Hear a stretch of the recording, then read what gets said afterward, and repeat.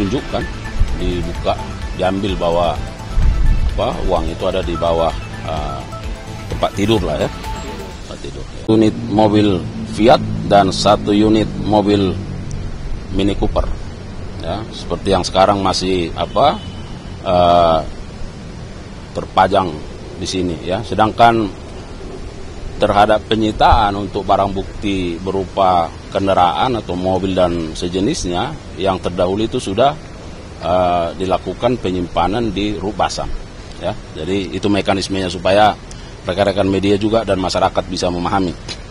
Sedangkan untuk tersangka MS, penyidik juga di Jalan Cianjur ya, Menteng Jakarta Pusat sudah melakukan penyitaan terhadap 1 unit mobil Range Rover ya, dan 1 unit mobil Lexus.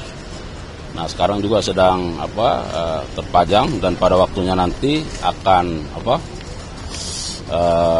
digeser ya di Rubasan untuk dilakukan pengelolaan. Saya kira itu perkembangan terkait penanganan perkara suap dan atau gratifikasi. Silakan. Untuk mempertegas, ini kan yang tadi disebutkan ada penggeledahan di rumahnya Jepara kalau tidak salah dari tersangkanya Ali Muhtaram.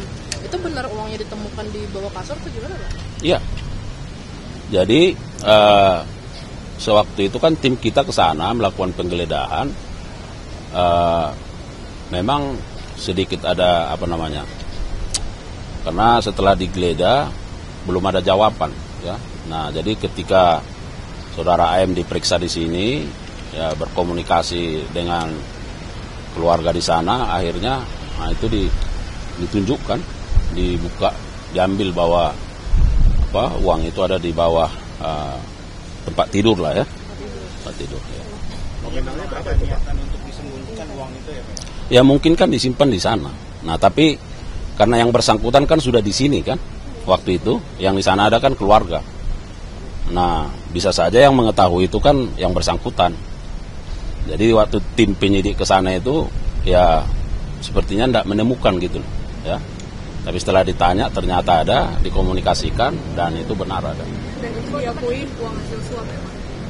Ya itu yang terus didalami ya. Kalaupun itu yang kita bilang bahwa terhadap semua perampasan aset-aset ini kan dalam rangka bagaimana pemulihan terhadap kerugian dalam perkara ini setidaknya dikaitkan dengan apakah itu merupakan alat atau hasil kejahatan. Jadi uang yang dibawa itu kan tadi 5,5 M, berarti itu yang kemarin diserahkan dari MS ke AR melalui WG itu berarti ya? Nah, ya itu juga yang mau didalami, apakah itu merupakan aliran itu yang belum digunakan atau memang itu dari simpanan, mungkin dari yang lain kan kita belum tahu ya. Untuk 2 kapal keluarganya iya. Untuk 2 kapal pesiar ini Pak, ini apakah sama dengan yang kemarin Pak Kohar bicarakan di konferensi? Karena kan kemarin malam disebut tuh, atau mungkin ini baru lagi Pak? Ya, itu. Nah, karena kan 1 sudah disita karena dengan tonase tertentu, yang 1 lagi sedang dimintakan izin ke pengadilan. Wah, nanti akan dihitung. Ya. Nilai helmnya deh Pak yang paling mungkin buat Bapak mencuat kenapa ini harus diambil, itu yang helm apa Pak? Ya, harganya jutaan. Nanti bisa dilihat lah, saya juga belum pernah pakai, ya kan. Nah, 130 ya Pak? Ya, kalau 130-an di rata-rata juta, jadi udah berapa dia? Ya kan? Jadi itu sangat signifikan. Ya. Tapi untuk sejauh ini Pak, ini kan ada 60 M nih, ini yang ketahuan kan baru 22,5 M. Untuk sejauh ini ada perkembangan nggak sih Pak? Aliran dana yang ketahuan akhirnya mengalir kemana lagi sisanya?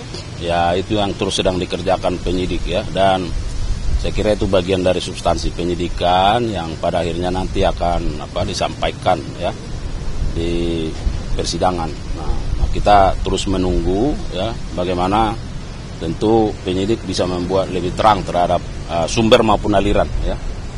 Pak, sedikit mau follow up kemarin pertemuan dengan Dewan Pers bagaimana Pak? Nah, jadi yang pertama bahwa pertemuan kita dengan Dewan Pers berlangsung dengan baik, dengan penuh kehangatan dan penuh saling pengertian ya, seperti yang sudah disampaikan bahwa masing-masing pihak baik Dewan Pers maupun kita saling menghormati terhadap proses yang sedang berlangsung. Saya hanya mau sampaikan sebagai penegasan, yang pertama bahwa kepada rekan-rekan para jurnalis, silakanlah terus berkarya dengan karya jurnalistiknya dan silakanlah melakukan kritik, ya, karena itu juga bagian dari kerja-kerja jurnalistik, ya. Dan yang kedua tentu saya harus tegaskan bahwa sekali lagi kami tidak pernah anti kritik terhadap produk jurnalistik. Itu yang harus dipahami. Dalam kaitan perkara ini kami sudah tegaskan bahwa dari sisi niatnya, sisi niat pelaku yang berkolaborasi bekerja sama dengan pihak-pihak terkait, bahwa dia menggunakan media sebagai alat. Itu saja, ya. Jadi itu yang harus bisa dipahami teman-teman media supaya tidak bias, tidak menimbulkan pertanyaan-pertanyaan lagi bahwa ini kan seolah-olah pemberitaannya yang karena negatif lalu dipidana, bukan, ya. Karena sama halnya seperti ada pemberitaan baik dan ada pemberitaan tidak baik. Ada pemberitaan yang mengkritisi, ada yang tidak mengkritisi. Saya kira itu semua menjadi produk jurnalistik, ya kan? Dan itu menjadi ranahnya apakah ada sisi etika di situ. Tetapi yang kita sidik sekarang yang oleh penyidik adalah terkait dengan permufakatan jahat. Ada niat jahatnya yang dilakukan oleh pelaku ini bekerja sama dengan apa? Dengan pihak-pihak yang sudah disebutkan. Untuk apa? Untuk menciptakan opini publik yang akan mempengaruhi terhadap kerja-kerjanya aparat penegak hukum.